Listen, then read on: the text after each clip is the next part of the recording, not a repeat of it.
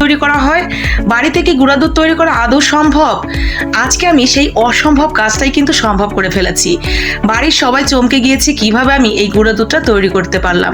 চলেন দেখি সেই অসম্ভব কাজটা কিভাবে সম্ভব করেছি আপনাদের সাথে শেয়ার করি। আপনারা যদি চান বাড়িতে বসেই কিন্তু এইভাবে গুঁড়া দুধ তৈরি করে নিতে পারবেন। আর যদি নাও বানান তবুও জানা থাকলো যে কিভাবে এই গুঁড়া দুধটা তৈরি করা হয়। আমি তো একটা সময় ভাবতাম কিভাবে এই তরল দুধটাকে এইভাবে গুঁড়া গুঁড়া করে। তো আমার মনে সবসময় এই প্রশ্নটা ঘুরপাক খেত। আর সেই প্রশ্নের সমাধান খুঁজতে গিয়ে আমি কিন্তু এই রেসিপি বিভিন্ন আপু ভাইয়াদের দেখে দেখে শিখে ফেলেছি। তো আজকে আমি এখানে গুঁড়া দুধ তৈরি করার জন্য 2 লিটার দুধ নিয়েছি। দুধের মধ্যে কোনো কিছু দেওয়ার প্রয়োজন নেই, জাস্ট এগুলোকে জাল করতে করতে একেবারে খিরসা তৈরি করে ফেলবো।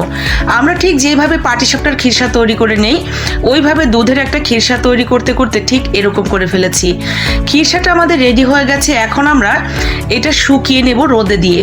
রোদে দিয়ে শুকানোর জন্য বড় একটা ট্রে নেবেন, সেটার মধ্যে পাতলা করে বিছিয়ে দিয়ে 3-4 দিন রোদে দিয়ে কটকটা করে শুকিয়ে নেবেন। আমার যেহেতু আজকে রোদে দেওয়ার কোনো অপশন নেই, রোদও নেই আর রোদে দেওয়ার কোনো ব্যবস্থাও নেই, তাই আমি আজকে ওভেনে দিয়ে একেবারে 20 থেকে 25 মিনিটের মধ্যে এটা শুকিয়ে নিব। তাই আমি ওভেনের ট্রের মধ্যে দিয়ে সুন্দর করে বিছিয়ে নিয়ে ওভেনে দিয়ে এইরকম করে শুকিয়ে নিব।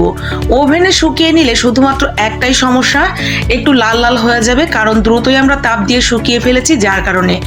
আর যদি রোদে শুকিয়ে নিতে পারেন একদম যেরকম সাদা দেখেছেন ওরকম সাদাই থাকবে। আর গুঁড়া দুধ তৈরি করার পরও হুবহু দোকানের মতোই সাদা দেখতে লাগবে। তবে এটা লাল লাল দেখতে যতটা লাগছে গুঁড়া করার পরে কিন্তু আর একটু লালচে ভাব কমে যাবে। এবং এইটা কিন্তু খেতে হুবহু দোকানের যে গুঁড়া দুধ সেরকমই লাগে, বরং আমার কাছে এটা আরো বেশি ভালো লাগে, কারণ এতটা স্বাদে গন্ধে অতুলনীয় লাগছিল কি আর বলবো। আর বাড়িতেই তৈরি করেছি, এটা দেখে আমার বাচ্চাগুলো তো ভীষণ খুশি হয়ে গেছে। ওরা বারবারই বলছিল কখন তৈরি করা শেষ হবে আর কখন খাবো।